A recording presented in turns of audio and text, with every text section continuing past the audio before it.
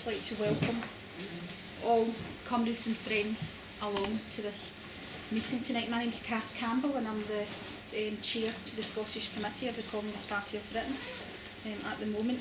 And first of all, before I introduce Phil, I just don't want to let the meeting today go by without acknowledging that today is in fact, as comrades have mentioned, International Women's Day, and it's not any old International Women's Day, it's the 100th anniversary of the first marking of International Women's Day globally, which was a year after the mass demonstration in New York in 1910 when thousands of women marched to demand better working rights and the vote as well.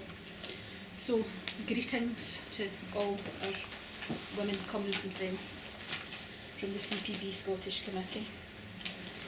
Okay, well, as I say, thanks very much for coming along this evening. We're delighted to have Phil Katz here to officially launch this book here, which I'm sure a number of you have seen and read already. If you've not, can I please encourage you to buy at least one copy tonight. Phil's a member of the Communist Party. He's a printer and designer and a member of Unite, and he's the author of the book Freedom From Tyranny.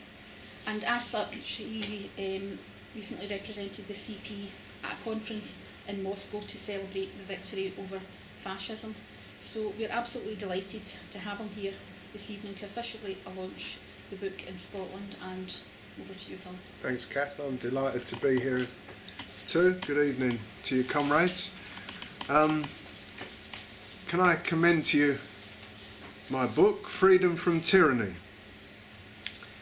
If the title had been left at that, it would have been just one more account of World War II, and there are many very good, honest and enlightening accounts, much better than those that I could achieve.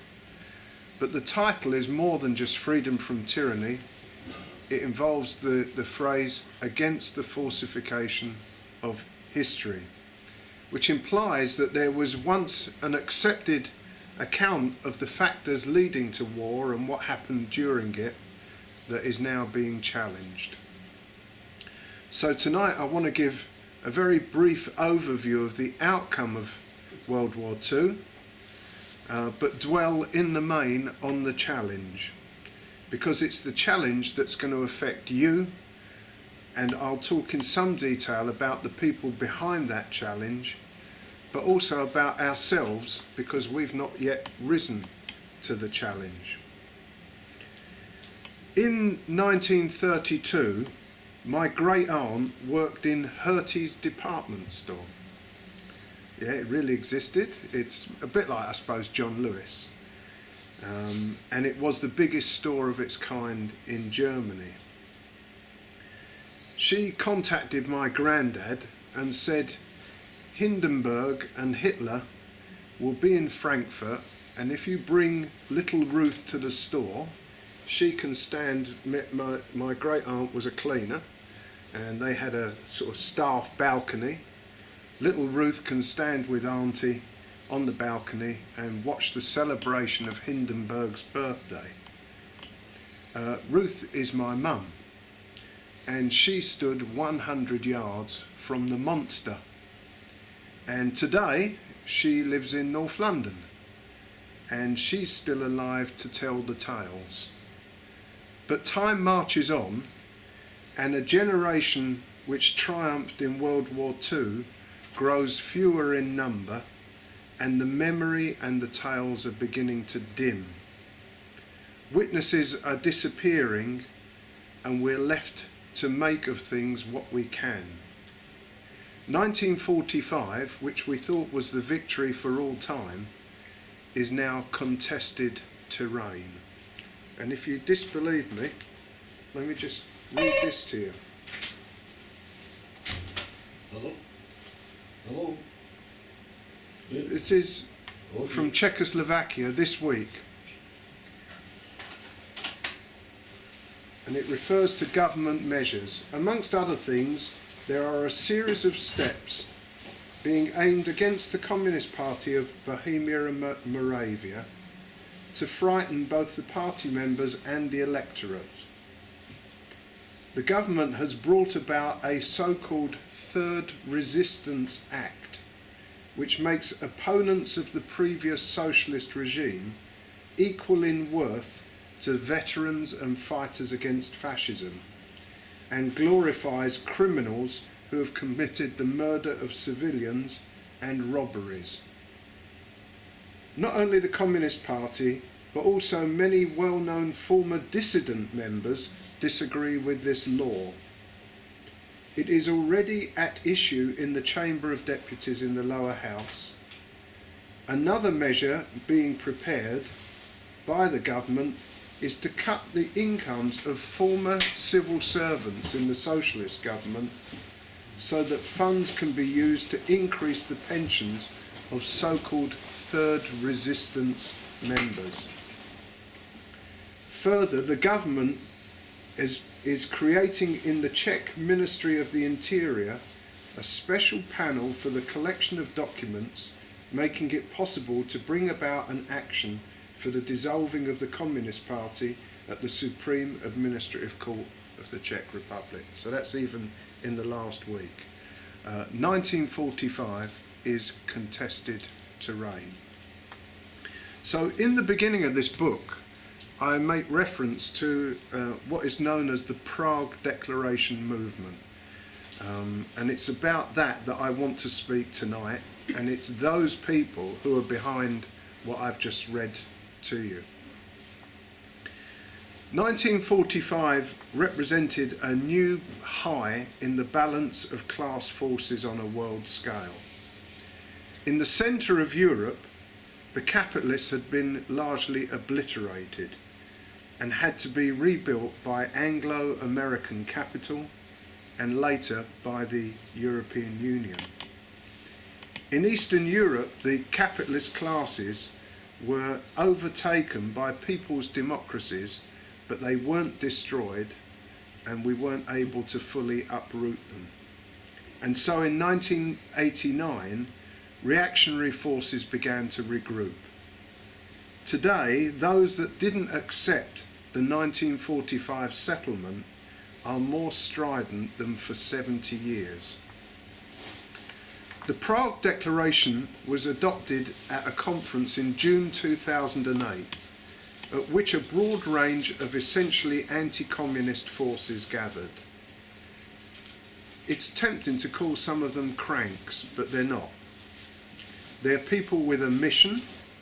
They range from ex-presidents like Havel of the post-1989 governments, to Franco's favourite party, the Partito Popolare, and to Roberto Fiori, who inherited the seat of Mussolini's granddaughter in the European Parliament, and incidentally was interviewed, I'm careful what I say here on the, but he is now a billionaire under very strange circumstances, and was interviewed as responsible for the Bologna railway bombing which killed British citizens.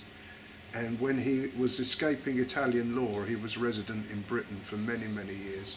You probably read about him in Searchlight over the years. Now, these are the guys behind the Prague Declaration movement. They also, interestingly, include the Dalai Lama's representative in Europe, and a delightful lady called Rozina Krasna, who's chair of the Czech National Socialist Party and served 12 years in prison for pro-fascist sympathies after the war. The Prague Declaration movement are powerful and effective lobbyists.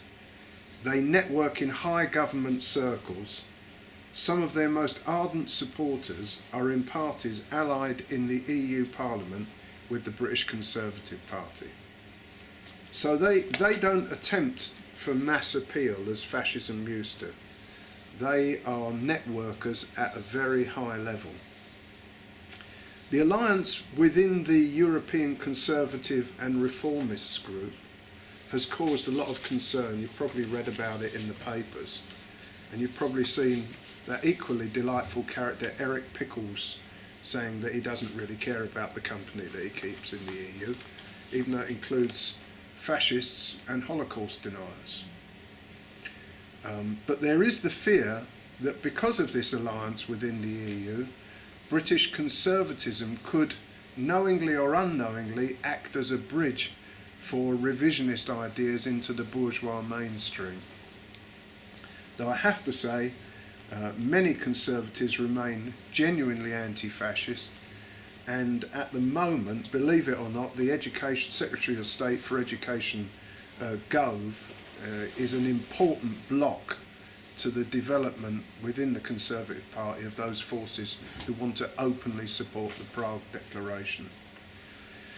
In the Baltic states and in other Eastern European countries, supporters of the Declaration enjoy government support and funding. This has allowed them to hold a knife to the throat of the EU Court of Justice, to have motions tabled successfully at the Organisation of Security and Cooperation in Europe, and unsuccessfully even at the level of the UN General Assembly and in the EU Parliament, where they had a large majority for their motions but were frustrated by the communists and by some of the Greens who stopped them getting 2/3. So when I say that at meetings to people on the left, they kind of can't believe it. But if you think how difficult it would be for our party to have a motion that was raised on the floor of the UN General Assembly and forced a division, you realise how powerful this other grouping have become on the right, because they have managed that. What does the Prague Declaration stand for? Their banner contains two attempts to undermine the truth. The first is that red equals brown, and they have a concept called the double genocide. Each of these terms you'll rarely hear used in Britain, but they're dominant themes in the political speak of the East, and they've been signed up to by over 400 MEPs so far, though very few Brits have signed up.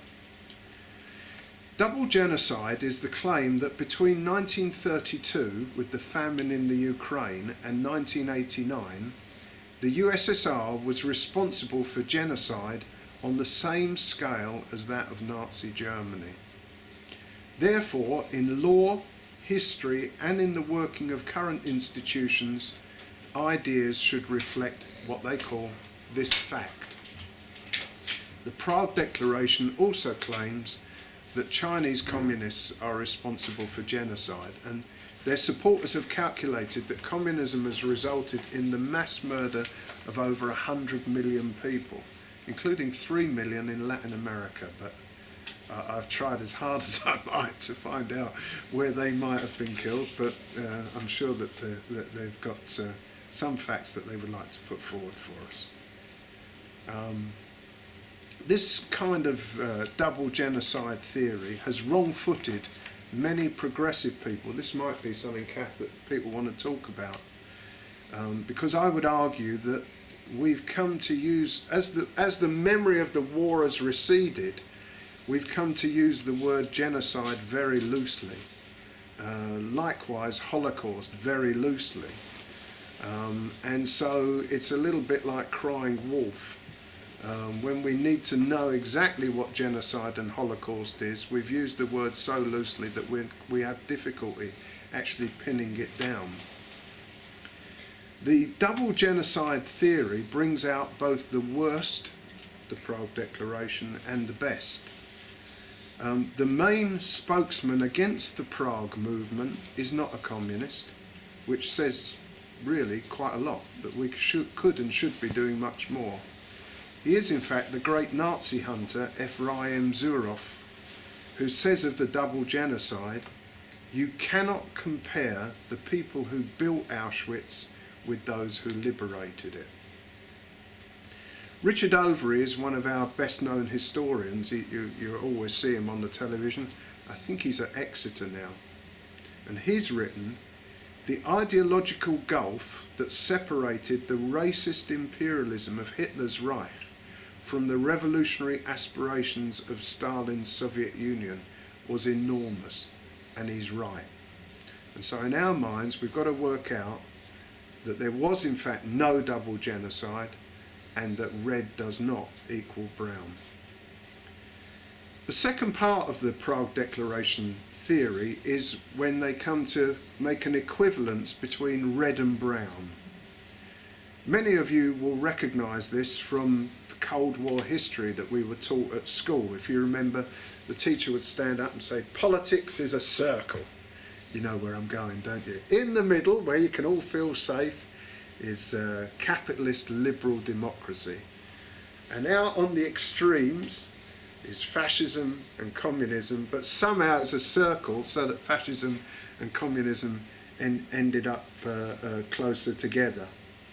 But we need to be very clear, and perhaps to stop apologising as well, that fascism and the Holocaust emerged from within capitalism and not from within socialism.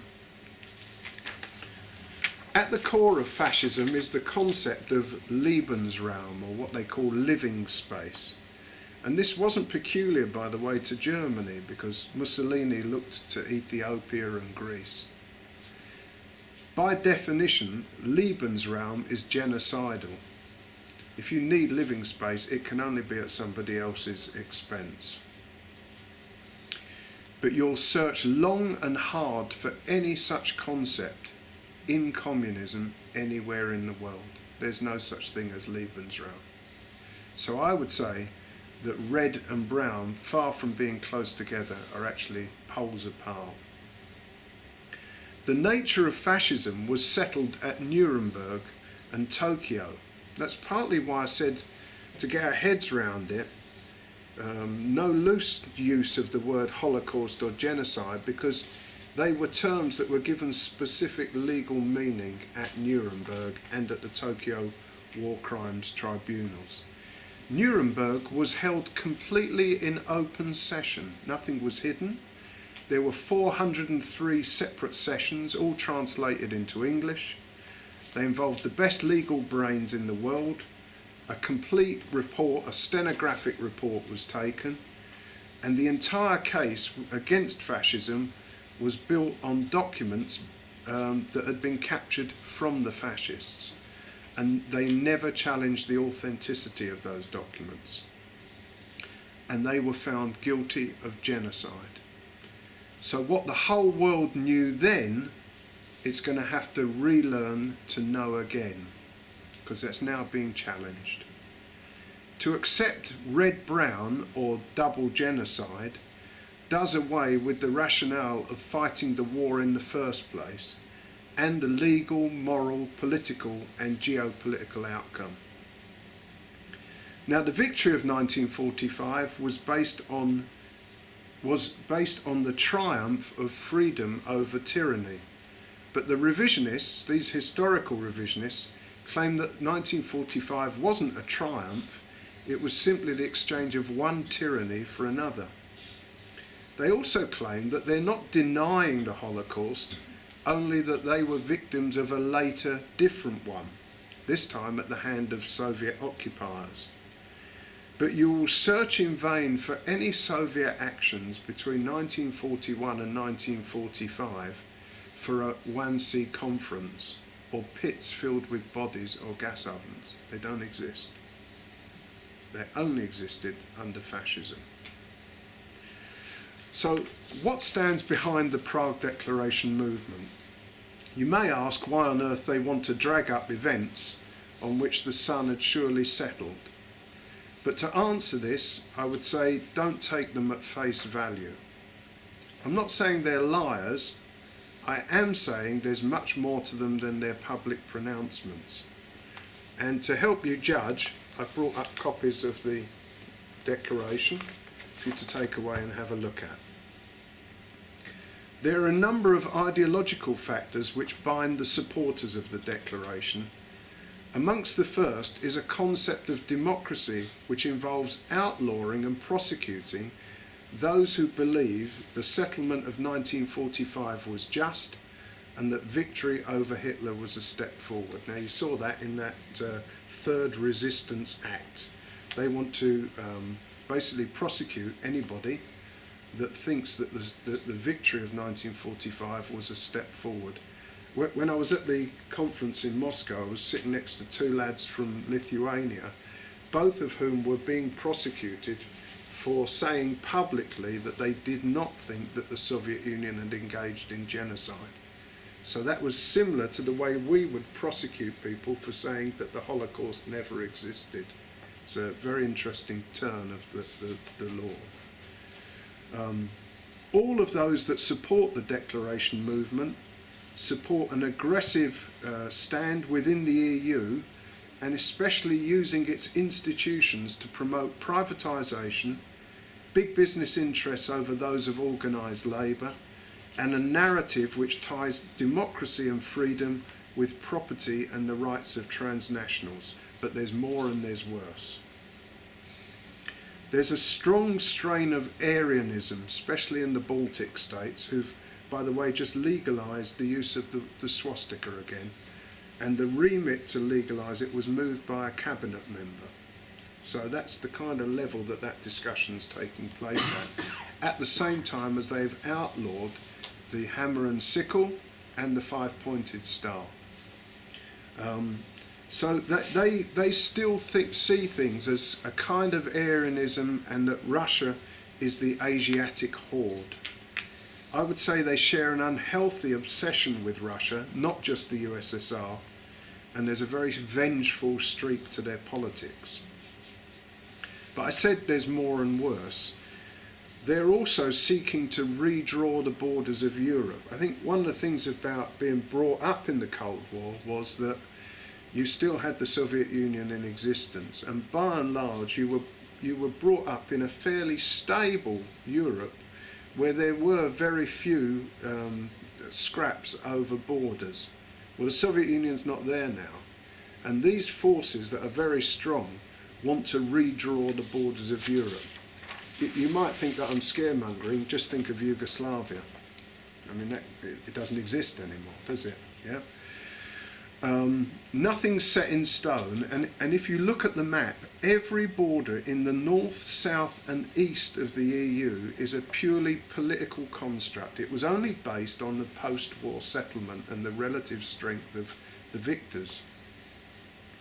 The post-war settlement involved redrawing quite significant borders, for example, between Germany and Poland in the west, between Poland, Belarus and Ukraine in the east. And these were all historically contested. So I used to have an uncle, and we used to joke with him, because we'd say to him, Raymond, where'd you come from? And he'd go, Minsk Mazowiecki, which was out on the eastern side of Poland. You'd say, yeah, but who rules Minsk Mazowiecki? And he'd say, what year are you talking about? Because I think in the First World War, it was presumably part of the Tsarist Empire. In 1920, the Poles invaded what was then revolutionary Russia, and managed to grab a large part of the Ukraine and Belarus. Then the Red Army grabbed it back. And then, of course, there was the German-Soviet non-aggression pact, which divided up Poland again. And then in 1945, you can see where I'm coming from. These are political issues, and depending on the strength of who's on the up at the time, moves the border and very significant millions of people either way.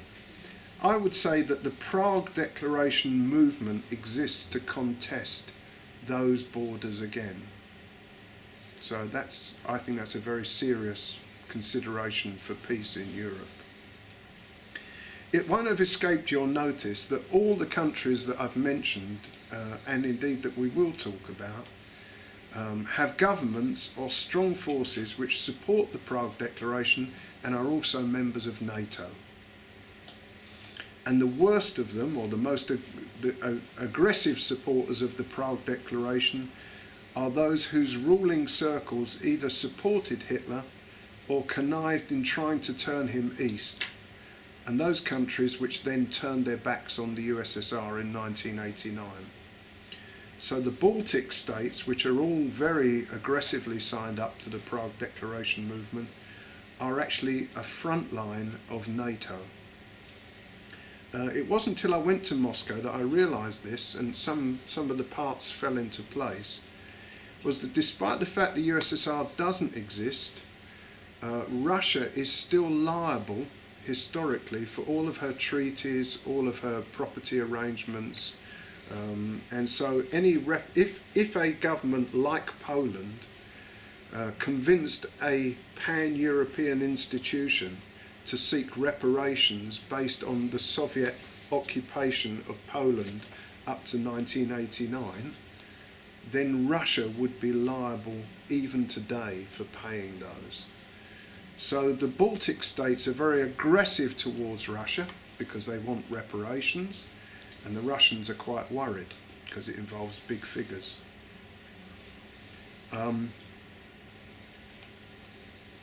I would say, to the extent that in Russia there is alarm at some of the things that are happening. But you have to also take into account the fact that when you say Russia today, Russia is itself contested terrain, because it's not the USSR. So you can't look to it to act in the consistent way that you looked to the Soviet Union throughout the 1920s and 30s. Prague Declaration movement supporters are behind moves, legal moves, which will affect us because we're bound by EU law, to outlaw communist parties and their symbols, legalise the symbols of fascism, change the curriculums in schools, prosecute and imprison Allied partisans. There are 2 Lithuanians who fought with the Red Army partisans who are now being prosecuted for war crimes by the Lithuanian government, who've gone into exile. They've had to get out the country. Their supporters are seeking reparations from Russia. They want to do away with Holocaust Memorial Day and bring in its stead a day for the victims of all genocide, including communist genocide, and redefine all the laws to do with genocide that were established in the post-war period. Many commentators claim that the Prague Declaration movement exists to redress the past. They claim this themselves. But I think overall they exist for only one reason, and that is to prevent a new future. Every new generation has to relearn the lessons of history, but to do that it has to seek out the facts. Across Europe, an entire new generation is being won, not to single-issue campaigns, but to hostility towards capitalism. In some countries, they are embracing socialism and seeking answers to the experience of 1917 to 1989. Certainly we're in my party branch in Cambridge, we've recruited loads, and they're very young, and they're not caught up in Cold War lies. And they are largely, I've put here, uncluttered by Cold War lies. Therefore, the Prague Declaration movement exists to muddy the waters and reinstate the distortions of the Cold War for the new generation coming through that want to learn and want to fight against capitalism. They want to stigmatise socialism, to smooth the path of forces in Europe which want privatisation, land grab and outlawed labour movements. In that way it is a bit of a glimpse of their role in the 1930s. I think in many ways our current crop of our generation, our cohort of 20-year-olds have a much harder job in finding fact from fiction. Some branches of history have become completely merged with media gimmicks, and so the message and the honesty is cut to fit the soundbite. If you look, there's an intense struggle going on in the academic, media and literary world. Certainly on the BBC, they're at war with each other in those editorial rooms, because on the one hand you had Lawrence Rees's War Behind Closed Doors. Did any of you see that? Which was just a complete fictitious, 6-week fictitious look at Stalin. On the other hand, you had the recent re-emergence of Upstairs, Downstairs. Did anybody watch that? Which clearly showed how implicated the ruling classes were, with Ribbentrop dropping in for a brandy in the evening and the daughter going off to see the great Mosley at a rally. And so the BBC, I suppose, they would call it a good balance, is the scene of a struggle for truth. Likewise, the Prague Declaration movement have secured an agreement from the European Parliament to review all the history curricula in each country, and that includes Britain. And that is with a view to balancing history so that communist genocide, each time I say that, read the quotes, is portrayed as equivalent to Nazi genocide. But enter not so much from the left, Michael Gove, who originally was told to choose Niall Ferguson, who's a real pro-imperialist historian, to conduct the history review, and instead he's picked a boy from the same street where I was born and raised, Simon Schama, who I don't think will put forward a pro-Hitler view. But he's done that deliberately. Supporters of the Prague Declaration movement, now I've said here they want to sidetrack a new generation, but what are they hiding? Supporters of the Declaration celebrate the downfall of communism, but what has capitalism offered Europe in its place? Where are the promises of freedom and plenty if only the communists were destroyed? Is it 20% unemployment in Spain or human trafficking from Albania? Is it 1 million 16 to 25-year-olds unemployed in the UK? Debt default in Greece, Portugal, Spain, Ireland? The biggest capitalist crisis in 100 years? And what of the promise of an era of peace when Belgrade was bombed alongside Baghdad? So they've had a field to themselves for 15, 20 years. Where are the goodies? There aren't any. I hope I've made the case for why the Prague Declaration movement needs to be challenged at all levels and in all countries. And the case against appeals to a very broad range of forces, as historical truth is a concern way beyond the ranks of the communists. Interesting, somebody said to me, how do you think the Prague Declaration movement will be defeated? And it occurred to me to say, pretty much along the lines that Hitler was. And that involved absolutely everybody in a struggle for decency and truth. So it's not just the communists. In some places, the declaration has been challenged and its legitimacy called into question. But nowhere near enough. It's been piecemeal. This is the opposition has been piecemeal and disorganised. In Britain, the declaration has only had 2 signatories. If you go on their website, it's all these great and goods from Eastern Europe who've signed up to it. There are only 2 British people on there, but they don't advertise their support. John Mann, MP, leader of the all-party House of Commons group against anti-Semitism, called the declaration a sinister document, and he petitioned the Foreign Secretary to block its path. In the Council of Europe, Resolution 1481, which sought to condemn the crimes of communist totalitarian regimes, couldn't muster a 2/3 majority, but it did get a substantial majority. Last month, excuse me, the European Commission rejected calls from the governments of 6 countries to pass a double genocide law that would criminalise those who deny that the Allies committed genocide during and after World War II. Do you want to turn that off for me, Cap? It's ever so hot. Are you guys hot? Yeah. It's this bloke come up from the south who said it was cold. Sorry, Tommy. I do apologise. No, I should be all right now, thanks. You sit down, you've done enough today. Thank you. I think the vote at the UN General Assembly was the one that caused the most confusion. This took place in December 2009.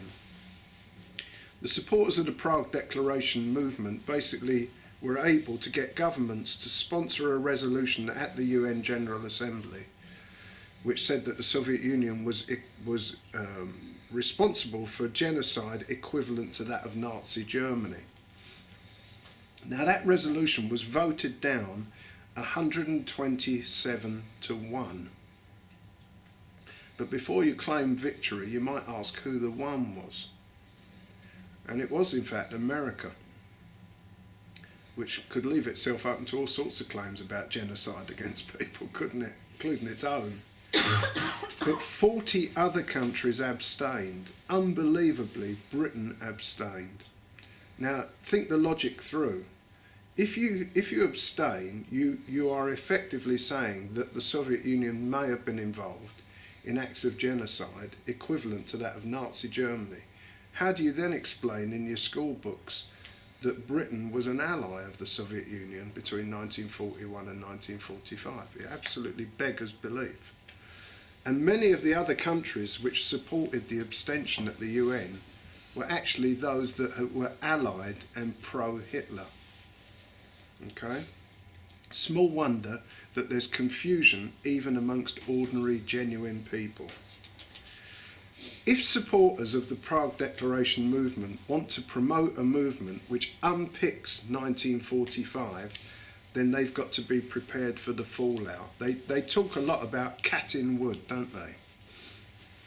Which involved about 4,000 people. But truth can fly in all directions. We could, with justification, raise the savaging of Nanjing. I think there were 330,000 killed in a week there. Or Franco's 114,000 disappeared, which is currently the case under judicial investigation. Or the betrayal of Munich or Greece. Or we could talk about Babi Yar, or the murder of the coal mining village of Lidice or Guernica. Or the third biggest concentration camp, which was actually in Croatia, which might surprise you. 600,000 Serbs were murdered there. Or the sieges of Leningrad and Sebastopol. We could talk about the saturation bombing of London, civilians, 74 nights without a break. We know of the Commissar order and the euthanasia programme for German citizens betrayed and abandoned by their own government. Never in modern history has a government murdered so many people according to a business plan. It's important to be aware of the subject matter and to be aware of what is right and what is wrong and where principles are involved. And I say that because some would say that Dresden was a war crime, but you need to ask yourselves why no one appeared at Nuremberg charged with genocide for Dresden. So it's a thought. Our CP approach to opposing the Prague Declaration movement is to take the issue out to the people.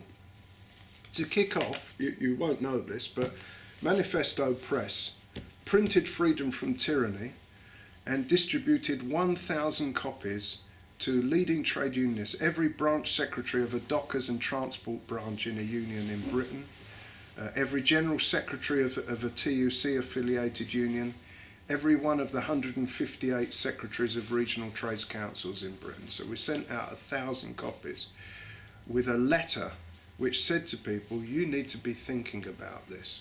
It's not something that's just happening over there, because the structure of the EU is such that if it happens over there, it has a relevance and an impact here. We have written, we've lobbied, we've held meetings, the YCL have protested at embassies. We held a special session of our communist university on Holocaust denial, historical revisionism and anti-communism. So the Communist Party believes that the Prague Declaration movement is a legitimate and essential discussion within the British Labour movement. The war, I was taught this, everything I know about it bears this out.